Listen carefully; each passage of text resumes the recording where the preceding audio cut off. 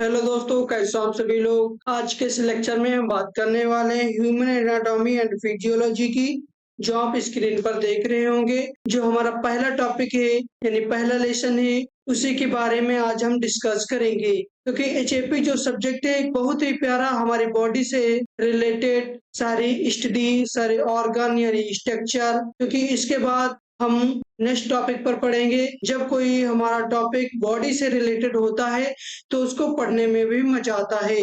तो बिना देर किए वीडियो को स्टार्ट करते हैं। वीडियो स्टार्ट करने से पहले आप लोगों से एक ही रिक्वेस्ट है, वीडियो को लाइक करके चैनल को सब्सक्राइब कर दो, ताकि आने वाला हर एक नोटिफिकेशन आप तक पहुंच जाए। तो बिना देर किए वीडियो को स्टार्ट करते हैं। आप यहाँ पर देख लीजिए chapter 1 human anatomy and physiology. इसे एचएपी शॉर्ट फॉर्म में एचएपी भी कहते हैं। तो इसके नीचे डिस्कस करेंगे। एचएपी को दो वर्डों में डिवाइड किया गया है, human anatomy and human physiology. इसके आगे हम अभी पढ़ेंगे एनाटॉमी क्या होता है एंड फिजियोलॉजी क्या होता है।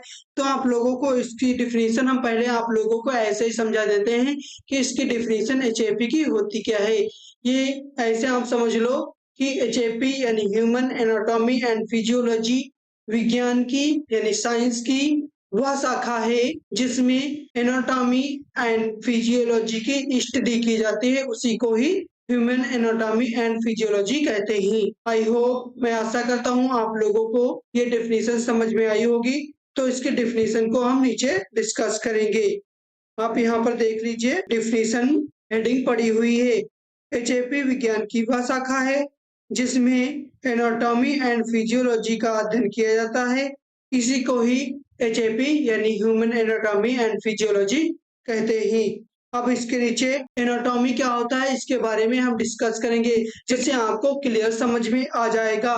तो एनाटॉमी क्या होते हैं, बॉडी के ऑल स्ट्रक्चर यानी कि बॉडी के जो स्ट्रक्चर होते हैं यानी इनकी संरचना होती है, उसी की ही स्टडी करते हैं। तो उसी को एनाटॉमी कहते हैं। जैसे हमारी बोन हो गई और हमारी मसल्स हो गई, अदर ऑर्गन भी की स्टडी की जाती है, उसी को ही एनाटॉमी कहते हैं। तो आप लोगों को मैं आई होप, मैं आशा करता हूँ कि एनाटॉमी आपको समझ में आ गया होगा। तो हम इसके आगे फिजियोलॉजी की बात कर लेते हैं कि फिजियोलॉजी क्या होता है। फिजियोलॉजी मतलब ऑर्गन के फंक्शन की स्टडी करना। जैसे कोई ऑर्गन है, जैसे हमारा हार्ट हो गया, रिस्पिरेटरी सिस्टम हो गया, तो और सारे जो ऑर्गन होते हैं, तो किडनी हो गई, लीवर हो गया, इन सभी को इनके फंक्शन यानी इसका कार्य कैसे करते हैं, तो इसकी स्टडी करना ही हमारी फिजियोलॉजी कहलाती है। तो आप लोगों को हम आशा करता हूँ कि ये जो एचएपी की definition and anatomy and physiology, ये तीनों डिफिनीशन आप लोगों को समझ में आ गई होंगी। तो इसके आगे हम अब इसके स्कोप के बारे में डिस्कस करेंगे कि बॉडी के ऑर्गन एंड सिस्टम को समझने में हेल्प करती है। जो हमारी एचएपी होती है, बॉडी के जो ऑर्गन होते हैं एंड सिस्टम होते हैं, उसे समझने में हेल्प करती है। कौन हेल्प करता है, हमारी एचएपी हेल्प करती है। नंबर 2, डिजीज को पहचानने में हेल्प करती है कि हमारी बॉडी में कौन सी डिजीज है, किस ऑर्गन को इफेक्ट कर रही है, इसके बारे में हमारी एचएपी जो है वो हेल्प करती है उसे पहचानने में कि हमारी बॉडी में कौन सी डिजीज है। नंबर 3, ड्रग के ऑर्गन पर एक्शन को समझने में हेल्प करती है कि हमारी जो ड्रग है वो हमारे किस ऑर्गन पर क्या एक्शन कर रही है, उसको समझने में हेल्प करती है। कौन हेल्प करता है, हमारी एचएपी हेल्प करती है। Next point 4 number, emergency condition में लाइक ब्लीडिंग यानी कि जब हमारा रक्तस्राव होता है, तो उसमें रिस्पिरेटरी आर्टरी में सही फर्स्ट एड देने में हेल्प करती है।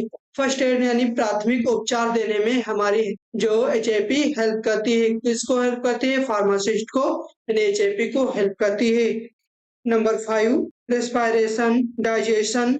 रेस्पिरेशन यानी श्वसन तंत्र, डाइजेशन यानी पाचन तंत्र, ब्लड सर्कुलेशन यानी रक्त संचार, एक्सट्रैक्शन यानी उत्सर्जन, रिप्रोडक्शन। रिप्रोडक्शन तो आप समझ ही रहे होंगे, जिसे हमारे संबंध जिसे कहते हैं, उसी को ही रिप्रोडक्शन कहते हैं।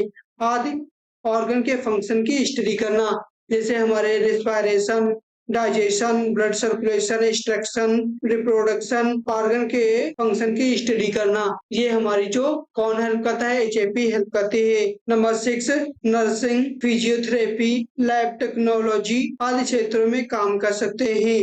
जो एचएपी का कोर्स करके उसमें आप nursing, physiotherapy and lab technician में आप काम कर सकते हैं। नंबर 7 जब कोई ऑर्गन नॉर्मल फंक्शन बिगड़ता है, जब कोई किसी फंक्शन यानी कि किसी ऑर्गन का नॉर्मल कंडीशन जो होती है, जैसे हार्ट बीट है, नॉर्मल उसकी कंडीशन जो होती है 120/80 mmHg होती है।